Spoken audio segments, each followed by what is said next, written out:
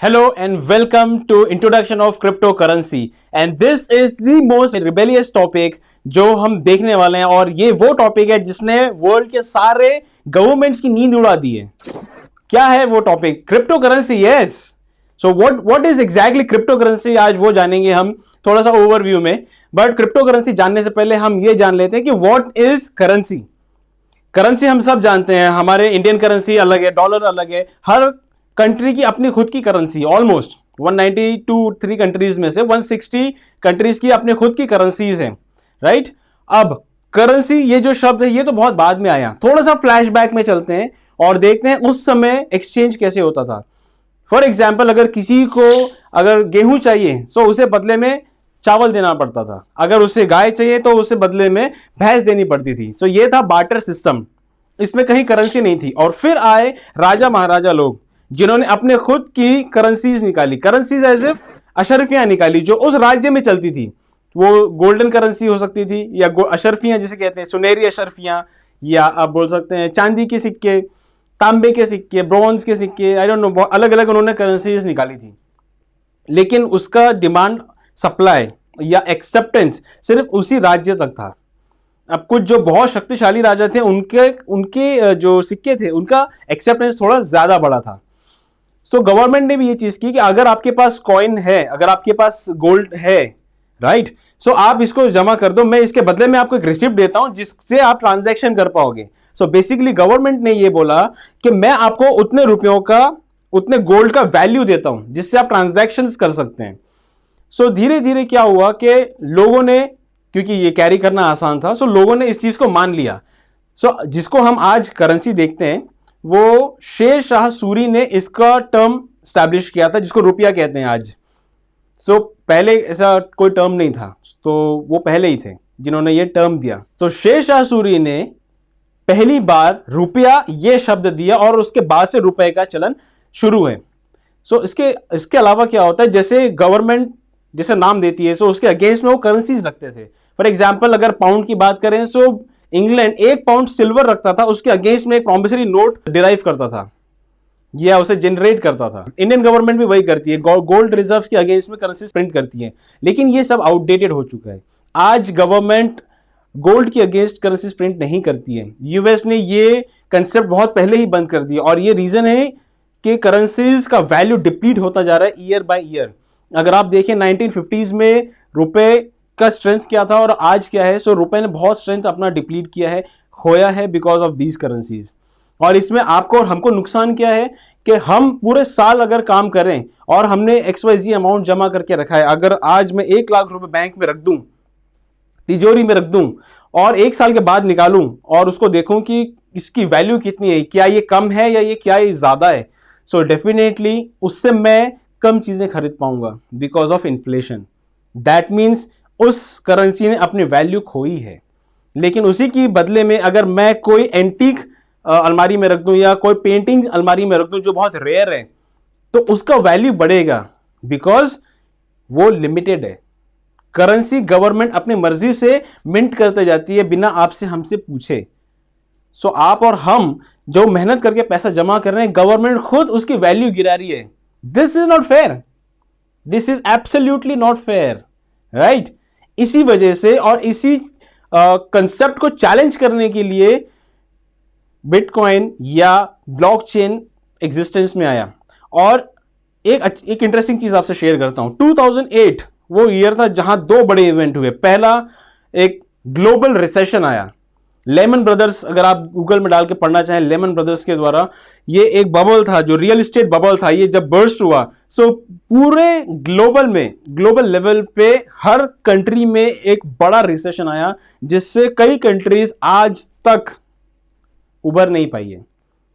और इसका एक एग्जाम्पल मैं आपको देता हूं। एबीजी शिपयार्ड जो इंडियन स्टॉक मार्केट का अभी तक का सबसे बड़ा स्कैम है, वो इसके रिकवरी के चलते ही हुआ है। वो 2008 के रिसेशन के बाद रिकवर ही नहीं हो पाया और रिजल्ट आप देखिए, धीरे धीरे एक्यूमुलेट होता हुआ इतना बड़ा स्कैम हो गया। और इसमें तो गवर्नमेंट भी इन्वॉल्व थी, सेबी भी थी, आरबीआई भी थी, बट स्टिल वो स्कैम हुआ। जितनी रेगुलेटरी बॉडीज थी सब थे, बट फिर भी वो स्कैम हुआ। सो डोंट यू थिंक यहां थोड़ा सा ट्रस्ट इश्यूज आ जाते हैं गवर्नमेंट और हमारे बीच में? बिकॉज गवर्नमेंट बोलती है कि आई एम देयर, आप चिंता मत करो, I am the regulatory body, I am the regulator, मैं सबको रेगुलेट कर रहा हूं, बट डू यू थिंक कि दिस इज इनफ? जहां बड़े बड़े स्कैम्स हो रहे हैं आज, बैंक, जहां हमारा पैसा बैंक में हम समझते हैं सेफ है, लेकिन बैंक्स खुद अगर स्कैम कर दें तो हम क्या करें? हमारा पैसा कहां रहे? तो 2008 में सेकेंड इवेंट ये हुआ कि ब्लॉकचेन और बिटकॉइन का जन्म हुआ।